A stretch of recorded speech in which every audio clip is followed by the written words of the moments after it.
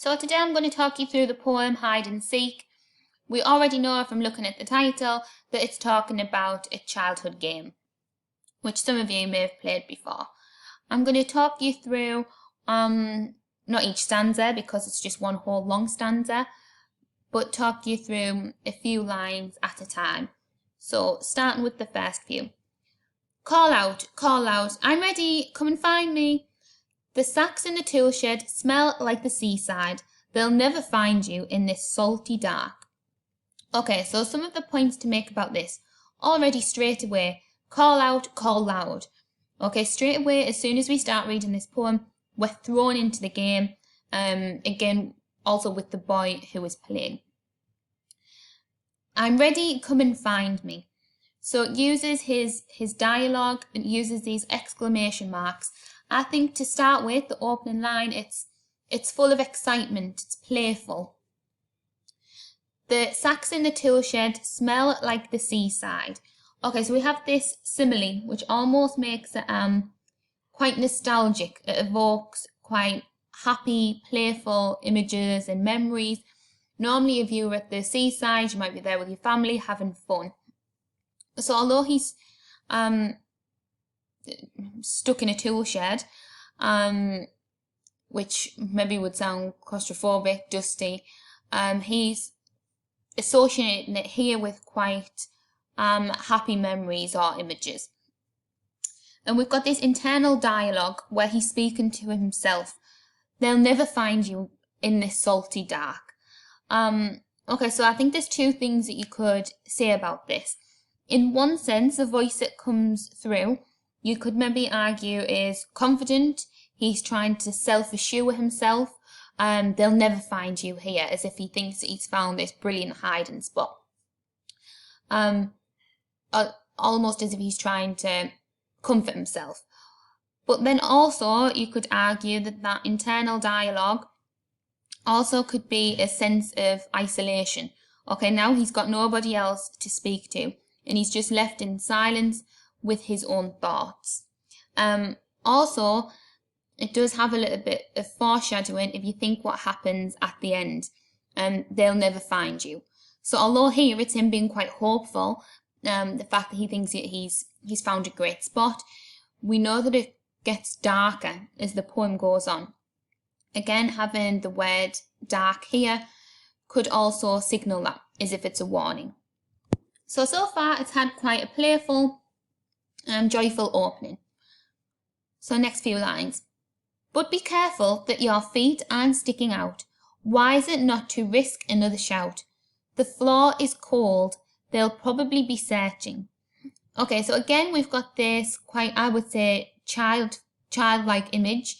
If you have played hide and seek, normally when you play with a young child, they don't always pick the best hiding spots, and sometimes their feet might be poking out. You might be able to see the top of their head.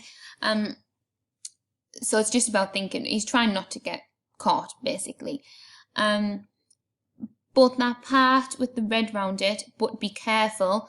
Again, there's almost this ominous voice coming through, as if to point at a warning at something that could, or something else that could happen. Wiser not to risk another shout. Okay, so he needs to be really, really quiet. So again, it's adding to this sense of silence that he's only left with his own thoughts. Okay, the floor is cold. Again, so although we have the playful image, he's at the seaside, which normally we might associate with being sunny, actually the floor now is cold.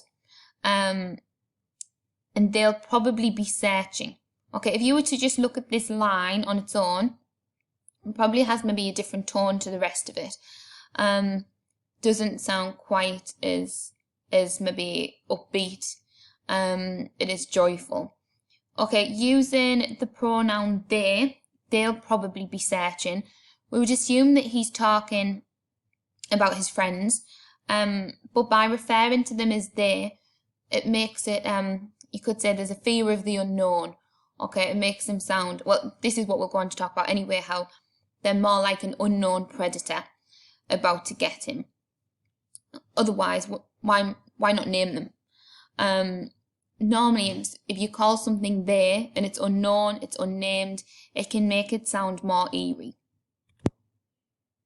Okay, so like I just said, by calling them there, them being unknown, it makes them maybe sound like a predator. This is reinforced here where it talks about they come prowling in. So I'll read the full part. The bushes near the swing. Whatever happens, you mustn't sneeze when they come prowling in. And here they are, whispering at the door. You've never heard them sound so hushed before. Okay, so they're now getting closer to him and where he's hidden. So he's having to be extra quiet and not even sneeze. Okay, this part where it says, whatever happens, I think it sounds really dramatic. Whatever happens, you mustn't do this. Why? What's going to happen otherwise? I mean, he'll get caught and he'll lose a game. But it sounds quite dramatic, which I think accentuates the childlike nature of the game, where sometimes it can be taken very seriously. Okay, so I would say the key part here, when you're thinking about which quotes that you're going to use, which techniques to look at, I think by, again, referring to them as they, but the verb prowling is quite animalistic. And by doing that, again, it's as if the children that are looking for him are the predators and he is the prey. Okay, he's the defensive prey that's having to stay quiet so he isn't detected. Again, the sense of silence, that he's waiting there, there's whispering and he's having to stay very, very quiet. Okay, so I got you to think about this one at the start of the lesson in the introduction to hide and seek. Don't breathe, don't move, stay dumb, hide in your blindness. Just from looking at that line, you probably didn't associate it with a game of hide and seek in a childhood game, because it maybe sounds quite sinister. Okay, using these short imperatives to build suspense, the fact that it's very quick, don't breathe, don't move, stay dumb. Again, it's like he is talking to himself, and it's like the clipped speech of him reminding himself to stay quiet. Also, the fact that it's very quick could reflect almost his heart beating quickly. Now, they're stood there right at the door, and he's having to stay very, very hushed and hide in his blindness. You could also say that the short sentences, I guess, they mirror that sense of stillness, of not moving, and the short breaths that he's taking and the speech that he's getting out in between those short breaths. He's trying to remain that quiet that he's even trying to hold his breath so that they can't hear. Okay, what I want you to think about as we go through the poem from this part onwards is ways in which he might be happy that he's winning the game, but then also him starting to feel maybe a bit more insecure, afraid, fearful now that he's actually alone. I know that when I used to play hide and seek when I was younger, although at first I'd think it was great if they couldn't find me, but then the longer I stayed there, especially if it was dark, I would start to get a bit creeped out. So what maybe evidence of that do we have? They're moving closer, someone stumbles, mutters, their words and laughter scuffle, and they're gone. Okay, so here, stumbles, mutters, the laughter that they have, it does sound quite joyful, quite playful.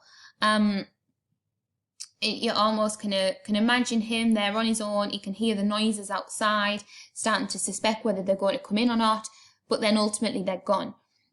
This bit here maybe is a bit ambiguous. Is this a sense of relief and accomplishment that they're gone, and he's probably feeling like he's tricked them almost? Or could a sense of worry start to set in? The fact that he's been now left there on his own. But don't come out just yet. They'll try the lane, and then the greenhouse, and back here again. They must be thinking that you are very clever, getting more puzzled as they search all over. So he's starting to think about whether he should leave or not, okay, or stay hidden. And ultimately, he wants to stay hidden. He doesn't want to get caught. So he says here, they must be thinking you're very clever. Okay, so it's as if he's proud of himself for tricking them. This to me makes him sound, we don't know how old he is, but makes him sound quite young. So we have his cleverness, the fact that he's tricked them, they don't know where he is, and that's juxtaposed to their confusion, their inability to find him. So he's probably feeling quite good about himself at this point. Okay, I think there is a definite shift in tone in these few lines. It seems a long time since they went away. Your legs are stiff. The cold bites through your coat. The dark, damp smell of sand moves in your mouth. Moves in your throat.